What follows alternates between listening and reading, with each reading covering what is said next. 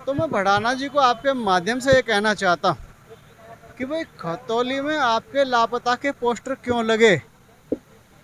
खतौली से आप पैर सिर पर रख करके क्यों भागे। और एक सड़क के किनारे वहाँ उनका ऑफिस भी है, आज तक उसको वो प्लास्टर नहीं करवा पाए, पुताई नहीं करवा पाए। ये उनके हालात।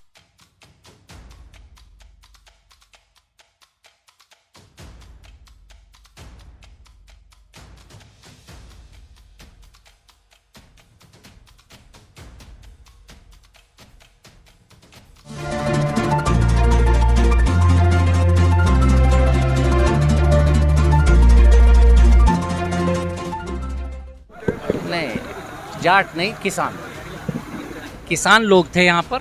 धर्म जाति की कोई बात नहीं। और यहाँ सम्मानित सभी इलाके के लोग थे, बहुत सारे गांवों के लोग थे।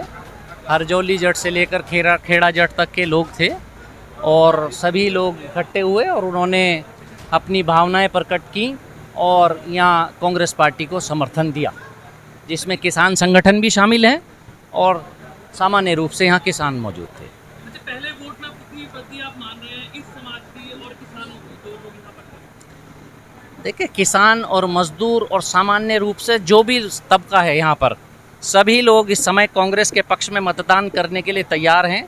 और उन्होंने भी लोकसभा के चुनाव में जो दिखाया उससे बेहतर और बेहतर करने के लिए सबने मन बना रखा है, क्योंकि भारतीय जनता पार्टी की सरकार से कोई खुश नहीं। और जो ये प्रत्याशी हवाई प्रत्याशी लाए हैं, इनसे सामान्य रूप से यहाँ लोग नाराज़ हैं।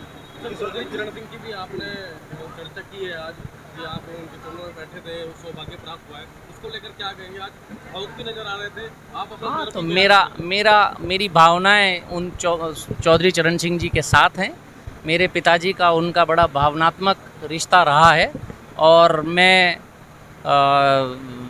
उनसे बहुत कुछ मैंने उनके बारे में पढ़ा, सीखा।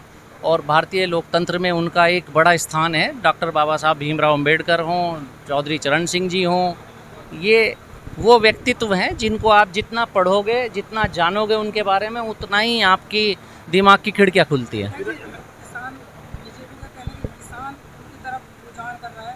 किसानों के लिए उन्होंने एमएसपी की तरफ कई वो जो योजनाएं वो चलाई है और यहाँ के जो किसान है वो लगातार परेशान है, धरना पे बैठे हैं। तो आप क्या कहेंगे? तो किसान की आमदनी 2022 में दुगनी करने के लिए आए थे। किसान की आमदनी दुगनी नहीं की, खर्चा दुगना कर दिया और कर्जा कई गुना कर दिया। वो तो भारतीय जनता पार्टी को तो इस समय हक भी नहीं है कि वो यहाँ आए, किसानों के बीच में, मजदूर के बीच में बात करें वोट की। कांग्रेस पार्टी सभी धर्मों को, सभी वर्गों को लेकर के चलने वाली पार्टी है। और कांग्रेस की जो विचारधारा है वो किसान, मजदूर, सभी वर्गों को लेकर के चलने वाली विचारधारा है। आज उसी के परिप्रेक्ष्य में हम लोग यहाँ गुरुकुल नारसन में, और एक बहुत बड़े वर्ग ने, एक किसान समुदाय ने आज कांग्रेस को समर्थन दिया है।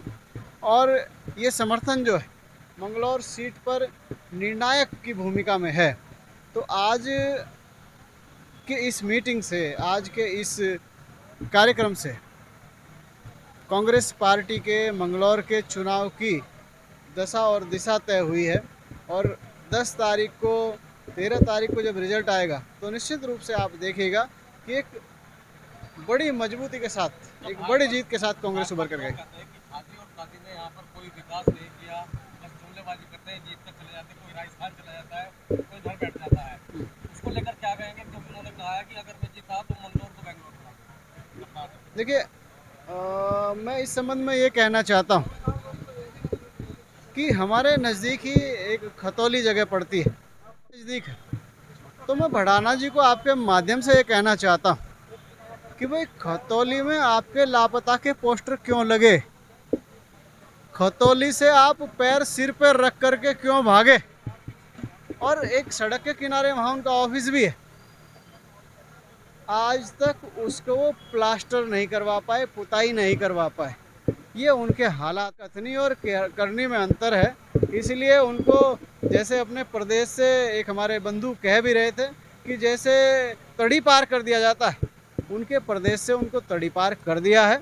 और वो यहाँ उत्तराखंड की भोली भाली जनता को समझ रहे हैं कि यहाँ की भोली भाली जनता बेवकूफ़ है। तो मैं उनसे कह देना चाहता हूँ कि मंगलौर की उत्तराखंड की जनता भोली भाली ज़रूर है, लेकिन बेवकूफ़ नहीं है, और उनको करारा सबक सिखा करके यहाँ से हम लोग भेजेंगे।